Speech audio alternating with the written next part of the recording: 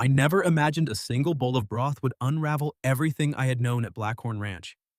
My name is Tavian, 22 years old, and for the past 4 months I had worked as a line cook in the sprawling commercial kitchen of this vast operation spread across the northern highlands.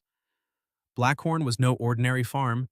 It combined modern facilities with traditional livestock raising, where humans, orcs, and a handful of other races labored together to produce premium black-horned cattle and high-grade meat for markets far to the south. The evening of the annual winter night gathering had come. Outside, the first heavy snow of the season drifted lazily across the pastures, coating the fences in a thin white veil. Inside the main kitchen, heat rose steadily from the ovens and the broad stainless steel ranges. The air carried layers of scent searing meat fresh bread, and the deep earthy aroma of stocks reducing for hours. I stood before one of the largest stock pots, guiding a long wooden paddle through the liquid in slow, deliberate circles. The broth had simmered since early afternoon. Marrow-rich beef bones formed the foundation, joined by toasted barley that added subtle chew and nuttiness. Fire-roasted shallots contributed gentle sweetness, while clarified lamb fat brought a silky roundness. Crushed dried plums introduced a faint tart edge that balanced the richness. Black caraway seeds lent an herbal whisper. Horse rock salt sharpened every note, and at the very end I tore silver leaf by hand so its delicate fragrance would bloom only in the final moments. I seldom opened the old leather notebook my mother had left me. Its cover was cracked and supple from years of travel, the pages marked by grease spots and faint traces of campfire smoke from the roadside diners and army camps where we once moved. Yet tonight, an unexplained impulse led me to that exact page. She had labeled the recipe the one that makes people linger at the table. She always said it belonged to evenings when you hoped someone would stay just a little longer than planned. I tasted the broth carefully, letting each layer unfold across my tongue. The marrow gave depth, the plums added quiet brightness, and the silver leaf left a clean, lingering finish. It felt complete, different from the usual hearty fare served here, perhaps even risky in a place where tradition ran as deep as the blood of the orc majority on staff. The heavy side door opened with a low creak. A rush of frigid air swept in, carrying the clean scent of falling snow mixed with hay and diesel from the yard. Heavy footsteps followed. I did not need to glance over my shoulder. Only one person could enter and cause every kitchen assistant to unconsciously straighten their posture without a single command. Roska. She stepped fully into the warm light of the overhead fixtures. Tall even among orcs, she stood nearly a head above me. Her skin held the deep green-gray shade of stone. After rain, her jaw strong and defined, her nose straight and proud. 3 thick braids of dark hair fell down her back, each secured with simple brass bands. A long faded scar traced the length of her left forearm, the kind earned in the training grounds that no one ever mentioned aloud in her presence. Her yellow-green eyes moved across the kitchen with the quiet intensity of someone who had learned early to watch everything at once. She paused a few paces away and drew a slow breath. "What is that scent?" Her voice came low and measured, carrying the natural gravel of orc speech, but lacking the sharp edge she often used when issuing orders across the ranch. "Bone broth," I replied, still guiding the paddle through the pot. Barley base finished with dried plums and silver leaf. She tilted her head a fraction. "Plums inside a broth." "Yes." Roska approached the pot without hurry. Her boots made almost no sound against the thick rubber mats covering the concrete floor. She leaned forward, studying the gentle swirl of the liquid. Curiosity and skepticism mingled openly on her face. I ladled a modest portion into a plain wooden tasting bowl, the kind still used here out of long habit, and extended it toward her. She regarded the offering for several heartbeats before accepting it. Steam rose in delicate curls, warming the narrow space between us. She lifted the bowl to her lips and took one careful sip. The reaction came instantly, yet remained contained. Her entire frame tightened. The hand holding the bowl halted halfway back to the counter. Those sharp yellow-green eyes widened, not dramatically, but enough that the change felt striking from someone who usually kept her expressions under tight control. She lowered the bowl with deliberate care, yet her shoulders stayed locked as if the flavor had reached somewhere far beneath her usual composure. "Where did you learn to make this?" The question carried a raw undertone. I had never heard from her before, something bordering on disbelief. "From my mother's recipes." She studied my face intently, as though searching for hidden details written across my features. "Your mother, what was her name, Senna?" Silence stretched between us while she absorbed the information. Then she spoke again, her tone quieter now. Did she ever own a white bone ladle with three distinct notches carved near the handle? The question landed like an unexpected weight. I reached up to the high shelf reserved for my personal tools and retrieved the exact ladle. Its bone handle had aged to a smooth ivory hue, the three fine notches still clearly visible after all these years. Roska drew in a sharp breath. Before either of us could continue, the wide double doors leading into the main dining hall swung open. The full noise of arriving workers poured through deep laughter, the heavy clink of mugs, the shuffle of many boots on concrete. The winter night feast was beginning in earnest. At almost the same moment, the inner kitchen entrance opened once more. Urzad stepped through. The acting manager of Blackhorn filled the doorway completely. Broad and powerfully built, he moved with the unhurried confidence of someone accustomed to holding authority for years. His two lower tusks showed visible wear from past conflicts, and an old scar pulled the corner of his left eye downward, lending his face a permanent expression of subtle mockery. As the nephew of the late owner, he had tightened his grip on the ranch steadily since Roska's father had passed. His gaze settled first on his niece, then swept across the kitchen. "Is everything prepared for the guests?" Roska answered evenly. "The final touches are nearly complete." I returned my attention to plating, working with steady hands. The long tables in the expansive dining hall were filling rapidly. Warm light from overhead heaters blended with the soft glow of decorative lanterns strung along the walls. Phones and small cameras were already active, capturing footage for the ranch's social media channels. I helped carry out the heavy pots and began serving generous portions to each table. Roska took a seat near the central support pillar, a strategic spot that let her observe the entire room without effort. Urzad, as expected, claimed the head table directly beneath the large Blackhorn banner, displaying the signature black bullhorn.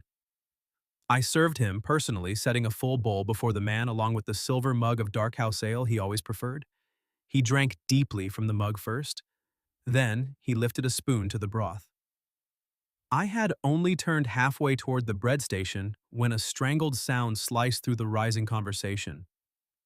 Urzad was rising unsteadily from his chair, both hands gripping the table edge. All color had drained from his face. White foam gathered at the corners of his mouth. The bowl slipped from his fingers and shattered against the concrete floor. Silence slammed down over the hall. Then the shouting erupted. Poisoned chairs scraped back violently. Workers surged to their feet in alarm. Two security personnel pushed through the crowd straight toward me. A bowl sailed past my head and clattered against the wall. Someone seized my arm with bruising force.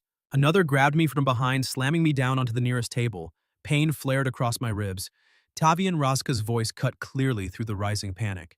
Through the tangle of bodies and the constant flash of phone lights, I saw her kneeling beside Urzad. She was not focused on the spilled broth spreading across the floor. Instead, she had picked up his silver mug and brought it close to her face, inhaling once with sharp concentration. Her expression hardened. It was not the broth, she stated firmly. The ale carried the scent. But panic had already taken root. No one listened. A heavy baton struck my lower back. Pain exploded through my spine and I collapsed onto the cold concrete. My wrists were yanked behind me and bound tightly with rough cord. Voices overlapped in accusations and frantic calls for the on-site medic. Someone shouted instructions to seal the main gates immediately. In the midst of the disorder, I caught one final glimpse of Roska standing tall amid the chaos, her eyes burning with an intensity far more dangerous than simple anger. The last order I heard before they dragged me away came from one of Urzad's most loyal men, barked with raw urgency. "Lock him in the cold storage unit." Roska appeared in the corridor without warning. One moment the two guards were hauling me toward the cold storage door, their grips bruising my arms, and the next, they were both on the floor. She had moved like a shadow, slipping between the overhead lights, using the narrow space to her advantage. The first guard went down from a sharp elbow to the temple. The second managed half a turn before her forearm pressed against his throat, holding just long enough for him to lose consciousness. She lowered him carefully as if she did not want to cause unnecessary harm. She straightened and looked at me. Snow had begun to collect on her shoulders from the open side door behind her. "We need to move." I rubbed my wrists, the skin raw and stinging. "You just put down two of your own security team. They report to Urzad now," she said simply. "That changes things tonight." She did not wait for more questions. Instead, she led me through a side utility door I had never noticed during my 4 months in the kitchen. The passage ran inside the thick exterior walls of the main building, barely wide enough for her broad shoulders. Concrete brushed my sleeve on one side, exposed insulation on the other. Emergency strips along the floor cast a faint blue glow. Roska walked ahead without hesitation, her boots making almost no sound on the grated metal flooring. We emerged behind the old equipment shed, the one that had been left to weather after the new machinery barn was built 2 seasons ago. The night air hit us hard. Snow fell in steady, quiet flakes, turning the yard into a soft gray blanket. Distant voices carried from the main hall, sharp with urgency, while vehicle engines rumbled to life near the front gate. Searchlights swept across the pastures in wide arcs. Roska pulled me behind a stack of discarded fence posts. We crouched there, breath visible in the cold. She listened, head tilted slightly, then nodded once. This way. We crossed the open space at a low run, staying close to the line of storage buildings. The old feed warehouse stood at the far edge of the complex, its roof partially collapsed from last winter's heavy snow load. No one had used it in years. The door hung slightly ajar, creaking when she pushed it wider. Inside, the air smelled of dust, old grain, and faint rust. Moonlight filtered through gaps in the roof, painting pale stripes across the concrete floor. She closed the door behind us and wedged a broken pallet against it. Only then did she allow herself to lean against a support beam. For the first time, I noticed a dark stain along her left side where her jacket had torn. She saw me looking but said nothing about it. Instead, she reached into an inner pocket and pulled out a small flashlight. The beam swept across the far wall until it found a section of loose paneling near the floor. She knelt, pried the panel free with her fingers, and reached inside. What she withdrew was a small metal box, the kind used for storing important documents on a ranch before everything went digital. Inside lay a handful of folded papers and a single black USB drive. She handed the papers to me first. I unfolded them carefully. The top sheet was a medical report dated 3 years earlier, detailing the sudden illness of Marin Roska's mother. The handwriting in the margin was neat and familiar. I recognized the style from my own mother's old notes. The second page was a transfer agreement for the ranch's winter grazing rights, signed under pressure. The third contained bank records showing large unexplained deposits into Urzad's personal account from an offshore company linked to the same corporation that had been trying to buy Blackhorn for months. Roska watched me read. My mother suspected something. She started keeping records quietly. Your mother helped her hide them. I looked up. The flashlight beam caught the edge of her face, softening the hard lines of her jaw for a moment. My mother worked here 1 season. She never told me the details. She didn't need to tell you everything Roska said. She just needed to leave enough for the right person to find. We sat on the cold concrete backs against an old feed bin. The snow outside fell heavier now, muffling the distant sounds of the search. For a long while, neither of us spoke. The silence felt necessary, like the space between breaths after running too far. Eventually, Roska broke it. She used to cook that exact broth every first snow. She said the plums reminded her of the orchards down south where she grew up. Everyone told her orcs didn't eat sweet things in savory dishes. She did it anyway. I smiled faintly. My mother called it the dish that keeps people talking longer than they intend. She learned it from her own mother, who ran a small diner on the border routes. Roska turned the USB drive over in her fingers. She trusted your mother with the worst of the papers. Said Senna had steady hands and a mind that noticed things others missed. I thought about the old notebook still sitting on the kitchen counter back at the main house. The pages my mother had filled with careful measurements and tiny marginal notes. I wondered how many of those notes had been written right here at Blackhorn. Outside, a vehicle engine grew louder, then faded as it passed the far side of the warehouse. Roska tensed, listening until the sound disappeared completely. We can't stay here long, she said. Urzad will check the security feeds soon. He'll see the blind spot in this building and send someone. I nodded. What's on the drive? Enough to prove he pressured my mother into signing over sections of the ranch before she got sick. Enough to show the corporation promised him a cut if the sale went through. Enough to make the regional council listen. She stood slowly, favoring her injured side. You can take the truck parked behind the shed. The keys are usually left in the visor. Head south toward the highway. I'll create a distraction and meet you at the old service road crossing in 20 minutes. I stayed seated. You're assuming I'm coming with you. She looked down at me. The flashlight beam angled away so her eyes remained in shadow. I'm not assuming anything, but if you go back now, they'll arrest you for poisoning the acting manager. The cameras caught you handing him the bowl. The story will spread online before morning. Even if I clear your name later, the damage will be done. I thought about the debt collectors waiting in the city, the small apartment I could barely afford, the way my hands had started to feel like they belonged to someone else after months of repetitive kitchen work.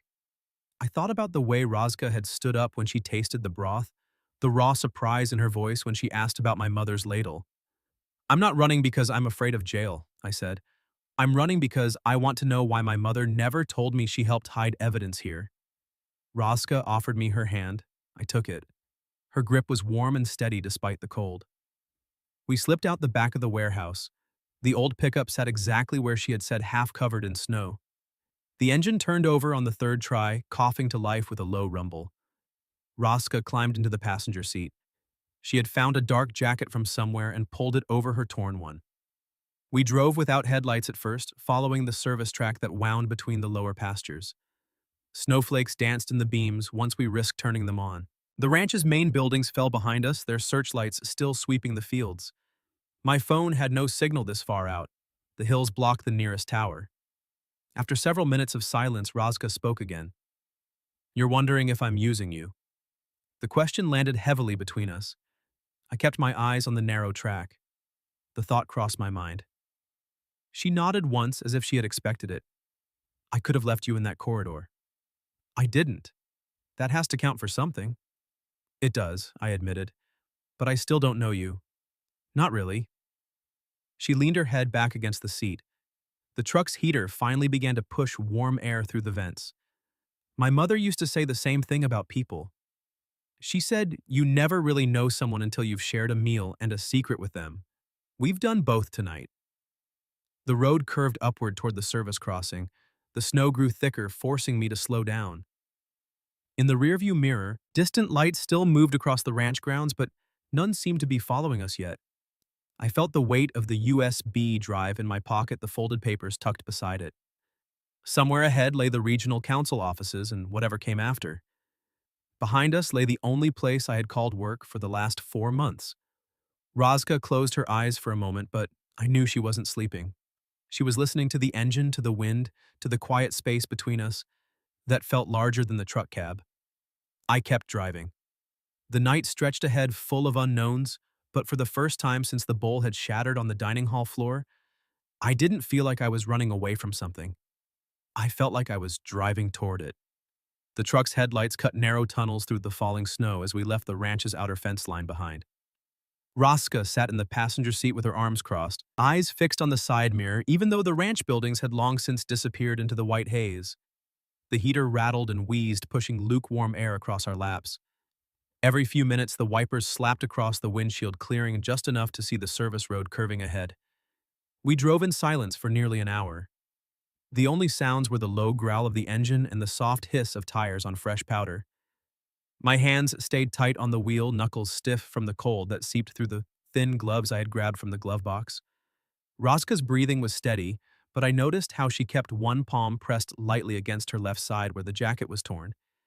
You're hurt, I said finally. It's nothing deep. I glanced sideways. You said that back at the warehouse too. Let me see when we stop. She didn't argue. That alone told me the cut was worse than she admitted. The road began to climb toward the pass that led south. Snow thickened until the world outside the truck narrowed to 20 feet of visibility. The engine started to labor. Then, without warning, it coughed once, twice, and died. The dashboard lights flickered and went dark. We rolled to a silent stop in the middle of nowhere. Roska exhaled through her nose. Out of fuel. I should have checked the gauge before we left. I killed the ignition anyway. There's a rest stop marker on the map about 2 miles back. We passed it just before the engine quit. She looked at me, yellow-green eyes reflecting the faint glow from the dying instrument panel. Walking in this is going to be slow. Better than sitting here until they find the truck. We stepped out into the storm. The wind drove snow sideways, stinging my cheeks.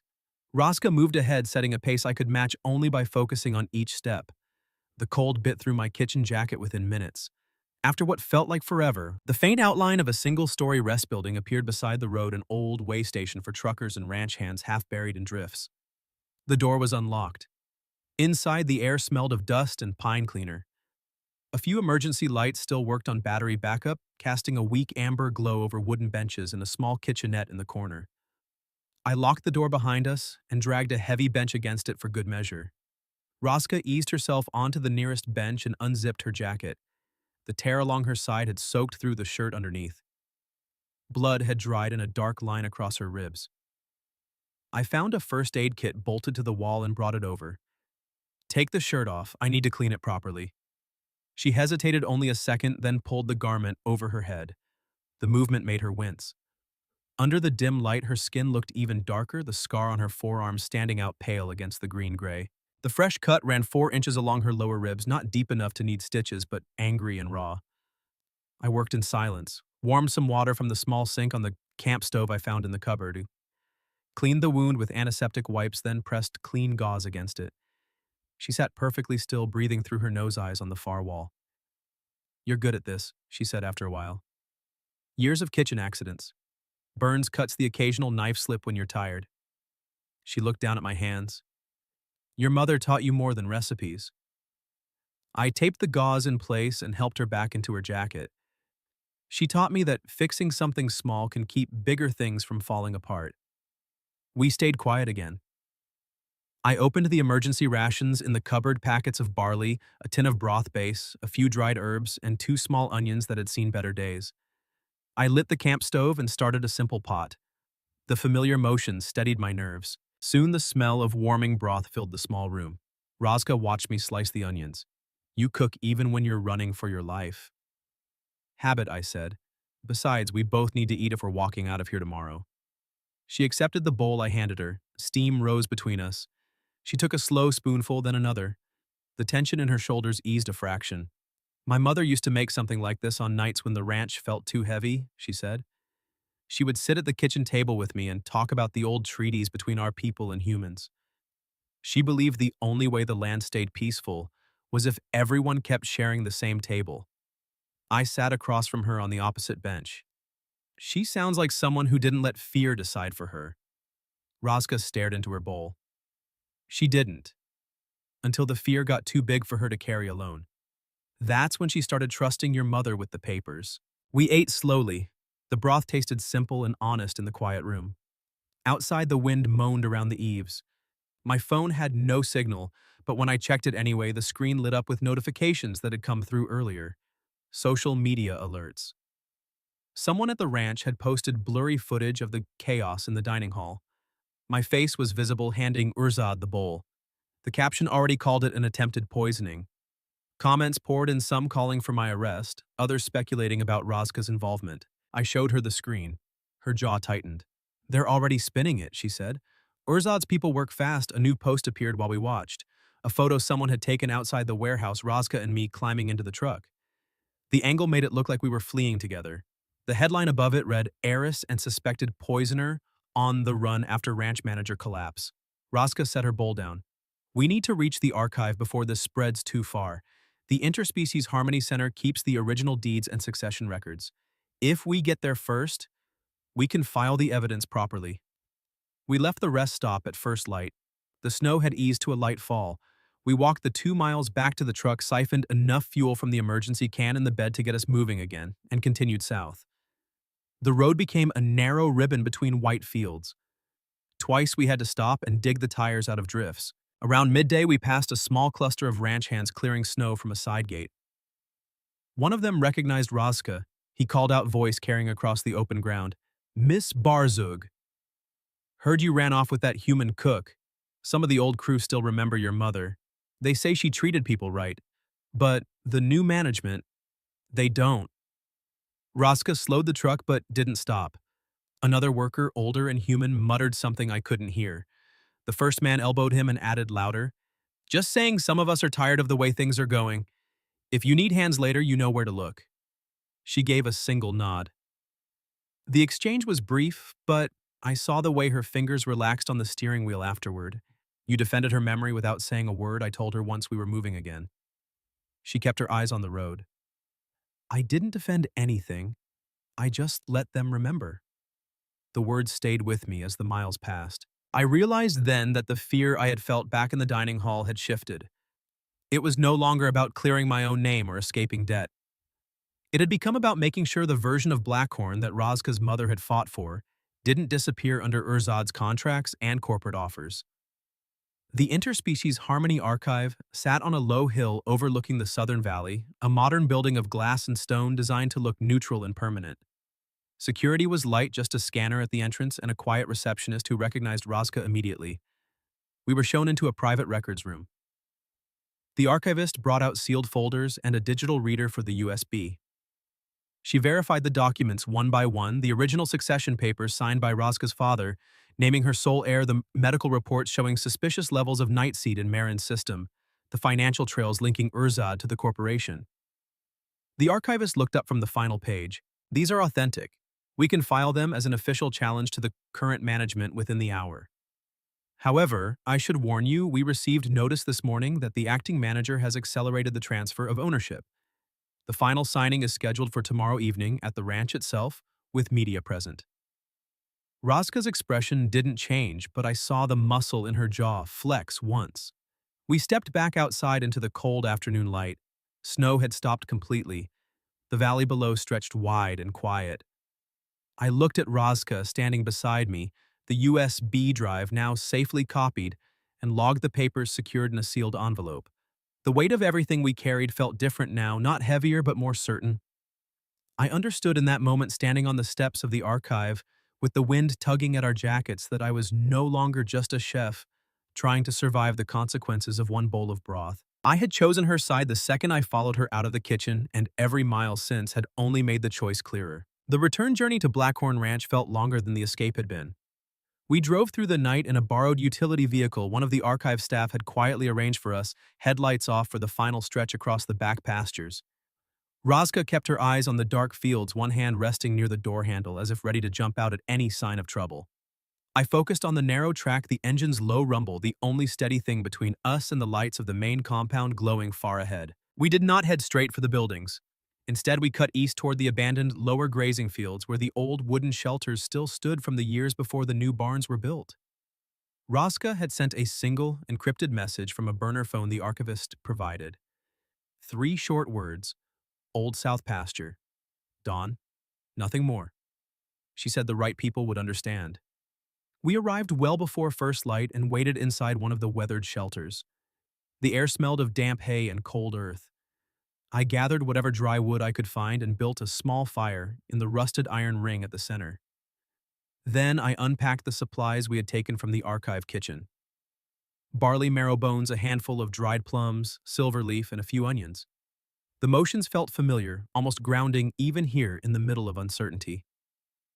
The first 2 workers arrived on foot just as the sky began to lighten.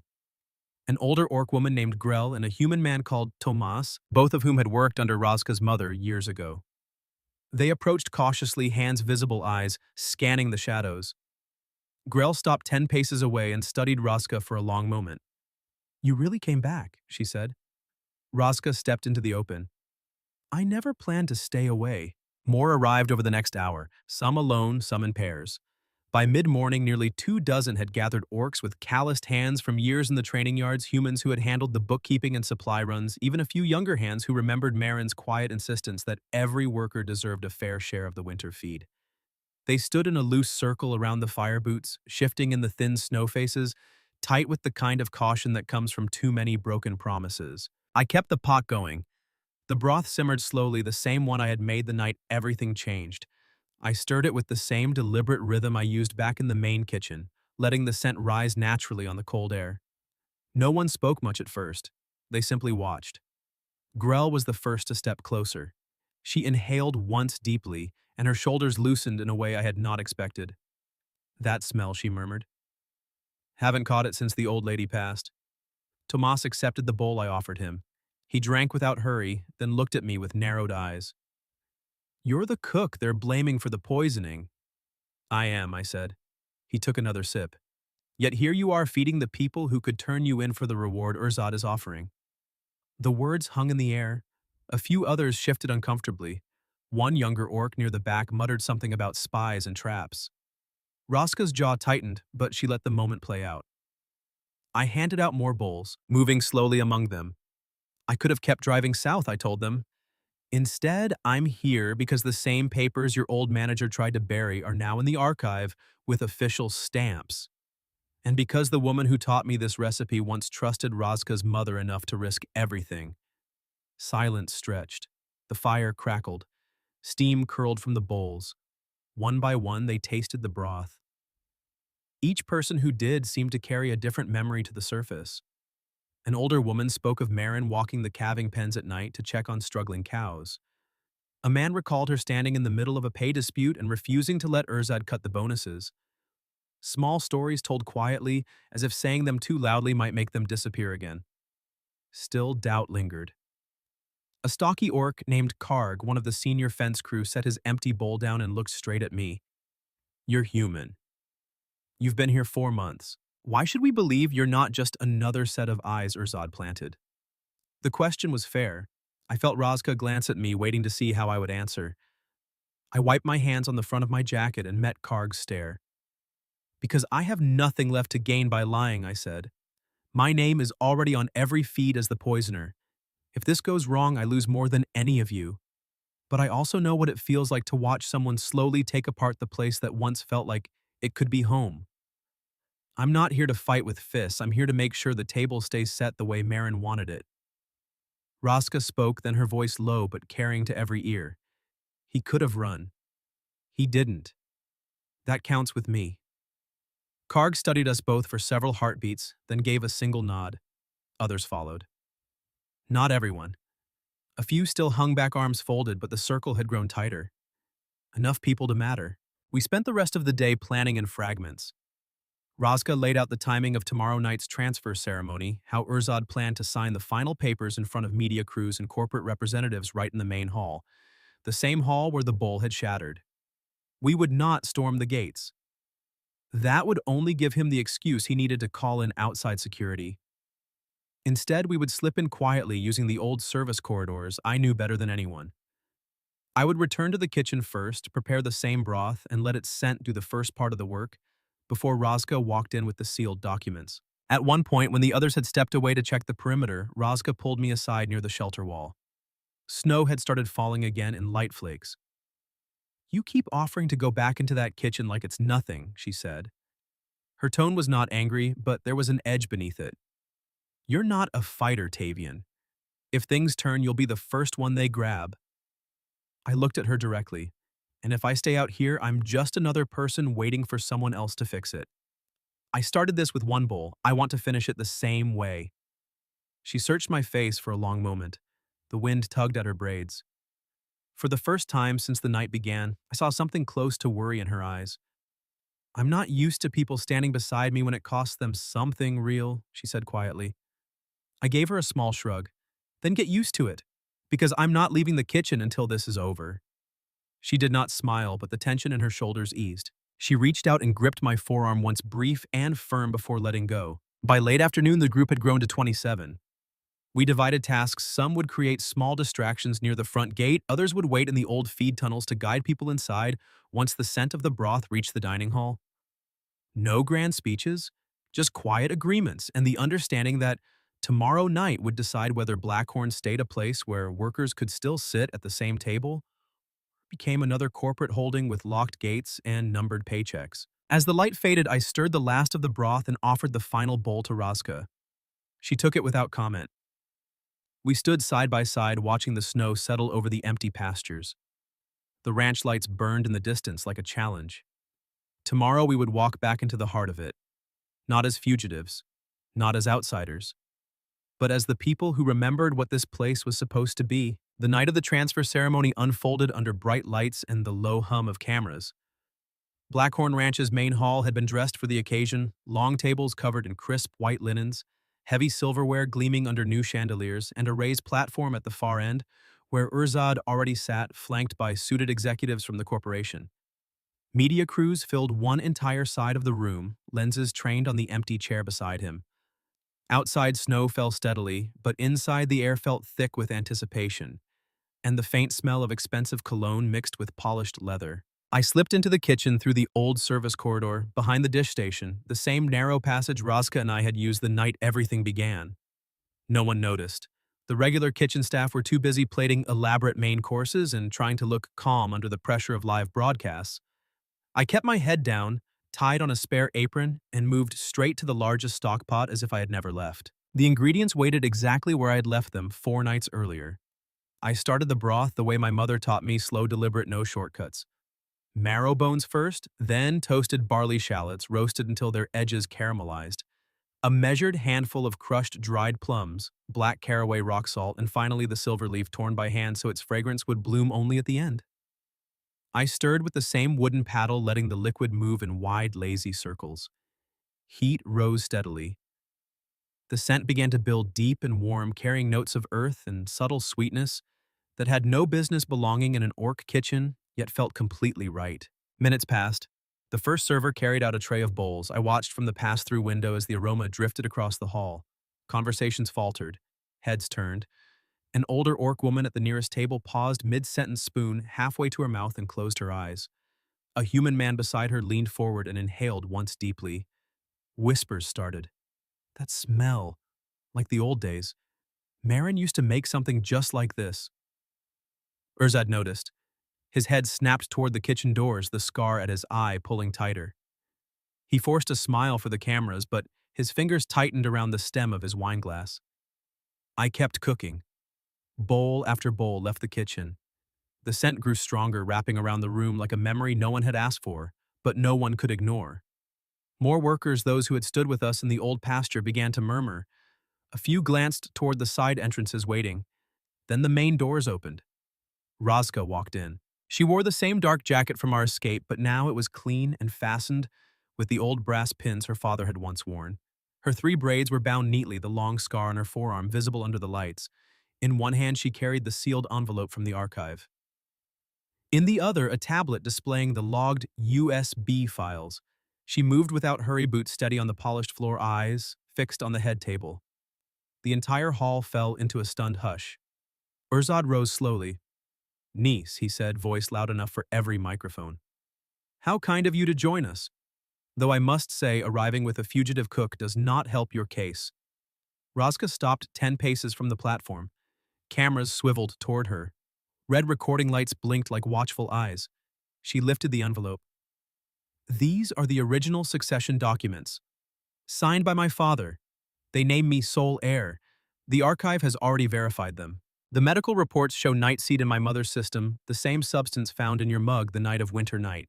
The financial records link your accounts to the corporation's offshore payments. You tried to sell this ranch out from under every worker here." Urzad's laugh was short and sharp. A desperate story from a desperate girl. "Security, please escort my niece and her accomplice off the premises before they disrupt this legal proceeding any further." 2 guards moved, but they hesitated when the whispers in the hall grew louder. Workers who had tasted the broth were standing now, eyes moving between Roska and the head table. Phones were out recording. The live feed was already carrying every word. I stepped out of the kitchen carrying the last heavy pot. I set it on the serving station and began ladling bowls for the nearest tables. The scent rolled forward again, stronger now, rich with marrow and plum and silver leaf. A few older hands actually set their phones down and simply breathed it in. One of them, a woman who had worked calving pens under Marin, spoke clearly enough for the microphones to catch. "That broth is hers. I would know it anywhere." Urzad's face darkened. He signaled again, sharper this time. 3 more guards came forward, batons already drawn. Roska did not flinch. "The regional council has been notified. The transfer cannot proceed. This ranch belongs to the people who built it, not to contracts signed in back rooms." The first guard reached her. I moved without thinking. I grabbed the pot of hot water from the side burner and flung it in a wide arc across the floor. Steam billowed up, forcing the guards to stagger back. Another grabbed for Roska's arm. I swung the heavy wooden paddle, catching him across the wrist. The baton clattered away. Chaos broke. Shouts erupted, chairs scraped, corporate executives scrambled toward the side exit. Media crews pushed forward, lenses hungry for the fight. One guard lunged at Roska from behind. I stepped between them. His baton caught me high on the shoulder instead of her head. Pain flared white hot, but I stayed on my feet. Another guard swung low. I felt the impact against my ribs, the crack of something giving way. Roska moved then, fast, precise. She disarmed the nearest man with a twist of her wrist and sent him stumbling into the table. But there were too many. A fourth guard raised a stun baton. I shoved her sideways and took the full charge across my chest. Electricity surged through me. My legs buckled. I hit the floor hard, tasting blood, the world tilting. The last thing I saw clearly was Roska standing over me, the envelope still in her hand, her eyes blazing as she faced the cameras and the entire hall. "This ends tonight," she said. Her voice carried over every speaker. "Blackhorn belongs to its workers, to the people my mother trusted, not to him." Security tried to close in again, but the workers who had eaten the broth were moving now, forming a loose wall between Roska and the guards. Phones kept recording. The live feed kept streaming. Urzad's face had gone pale under the lights. I drifted in and out after that. Voices blurred. Hands lifted me. Someone pressed cloth against my side. Cold air hit my face as they carried me out of the hall. Snow brushed my cheek. Then warmth again, bright lights, the smell of antiseptic, the soft beep of monitors. I woke 3 days later in the small infirmary at the back of the main house. My shoulder was bandaged tightly, ribs taped, a dull ache spreading through my chest with every breath. Afternoon light slanted through the window, catching dust motes in the air. The ranch was quiet outside, the kind of quiet that follows a storm. Roska sat in the chair beside the bed. She wore a simple black sweater, sleeves pushed up to show the scar on her forearm. Her braids were loose, one strand falling across her shoulder. She looked tired, but the hard edge she usually carried had softened.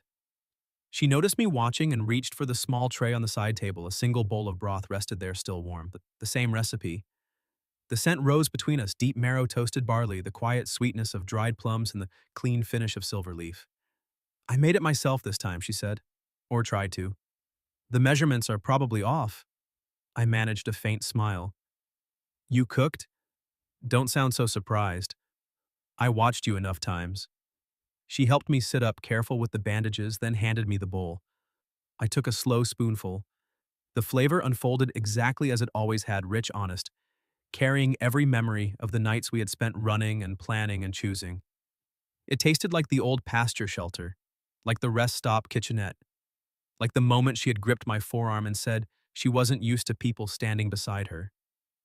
Roska watched me eat. Her yellow-green eyes were steady, no longer guarded the way they had been that first night in the kitchen. "Urzad is gone," she said after a while. "The council accepted the documents.